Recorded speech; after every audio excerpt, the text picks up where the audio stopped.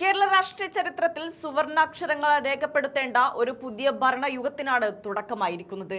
ജനങ്ങൾ അർപ്പിച്ച വലിയ വിശ്വാസത്തിന് നന്ദി പറഞ്ഞുകൊണ്ട് വി.ഡി. സതീശന്റെ നേതൃത്വത്തിലുള്ള യു.ഡി.എഫ് സർക്കാർ അധികാരമേറ്റതിന് തൊട്ടു പിന്നാലെ ചേർന്ന പ്രഥമ മന്ത്രിസഭാ യോഗം തന്നെ കേരളത്തിലെ സാധാരണക്കാരായ ജനങ്ങൾക്ക് പ്രഖ്യാപനങ്ങളുടെ വലിയൊരു ചാകരയാണ് സമ്മാനിച്ചിരിക്കുന്നത്. അധികാരത്തിന്റെ ആദ്യ മണിക്കൂറുകളിൽ തന്നെ ജനപ്രിയവും വിപ്ലവകരവുമായ തീരുമാനങ്ങൾ എടുത്തുകൊണ്ട് തങ്ങൾ ജനങ്ങൾക്കൊപ്പം നിൽക്കുന്ന ഒരു സർക്കാരാണെന്ന് വി.ഡി. സതീശൻ ഭരണകൂടം തെളിയിച്ചിരിക്കുകയാണ്. അതുമാത്രമല്ല, യു.ഡി.എഫ് പ്രകടന പത്രികയിൽ പറഞ്ഞ KSRTC സൗജന്യ യാത്ര എന്തുകൊണ്ട് നടപ്പാക്കിയില്ല എന്ന് ചോദിച്ചുകൊണ്ട് കഴിഞ്ഞ ദിവസം മഹിളാ മോർച്ചയുടെ പെൺരത്നങ്ങൾ കാണിച്ച പെർഫോമൻസിനുള്ള മറുപടി കൂടിയാണ് ആദ്യ ദിനത്തിലെ മുഖ്യമന്ത്രിയുടെ പ്രഖ്യാപനം. ഇന്ന് ഈ തീരുമാനം നടപ്പിലാക്കുമെന്ന് പ്രഖ്യാപിച്ചതോടെ KSRTC ബസ്സിൽ കയറി പെർഫോമൻസ് കാട്ടിയ മഹിളാ മോർച്ചയ്ക്ക് കിട്ടിയ തിരിച്ചടി തന്നെയാണിത്.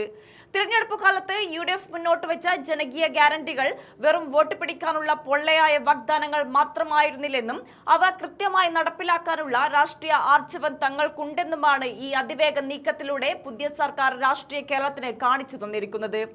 പ്രകടന പത്രികയിലെ വാഗ്ദാനങ്ങൾ പാലിക്കാൻ വർഷങ്ങൾ കാത്തിരിക്കുന്ന പഴയ രീതിക്ക് അന്ത്യം കുറിച്ചുകൊണ്ട് സത്യപ്രതിജ്ഞ കഴിഞ്ഞ ഉടൻ തന്നെ ജനങ്ങളിലേക്ക് ഇറങ്ങിച്ചെല്ലാൻ കാണിച്ച മനസ്സ് യു.ഡി.എഫ് സർക്കാരിന്റെ തിളക്കം മാർന്ന തുടക്കത്തിന്റെ അടയാളമാണ്.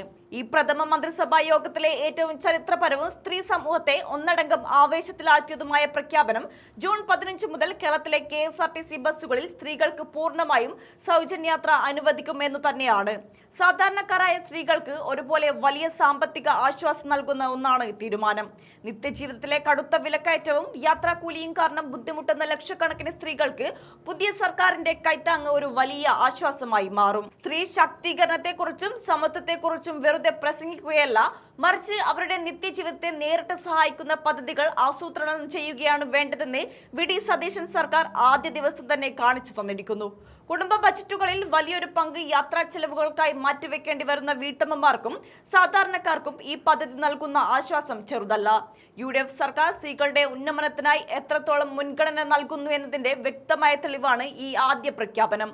തിരഞ്ഞെടുപ്പ് കാലത്ത് നൽകിയ ഗ്യാരണ്ടികൾ നടപ്പിലാക്കാൻ ഭരണകൂടങ്ങൾ മടിക്കുമ്പോൾ യു.ഡി.എഫ് നേതൃത്വം കാണിച്ച ഈ വേഗതയും ആത്മാർത്ഥതയും ജനാധിപത്യ പ്രക്രിയയ്ക്ക് തന്നെ പുതിയൊരു മാതൃകയാണ്.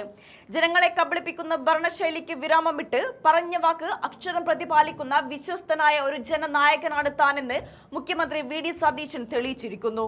KSRTC വലിയ സാമ്പത്തിക പ്രതിസന്ധി നേരിടുന്ന ഒരു പൊതുമേഖലാ സ്ഥാപനമാണെന്നിരിക്കെ അതിനെ കൃത്യമായി നവീകരിക്കാനും അതേസമയം തന്നെ ജനങ്ങൾക്ക് നൽകിയ വാഗ്ദാനം പാലിക്കാനും ധനകാര്യ വകുപ്പിനെ സജ്ജമാക്കിക്കൊണ്ടാണ് ഈ തീരുമാനം കൈക്കൊണ്ടിരിക്കുന്നത്.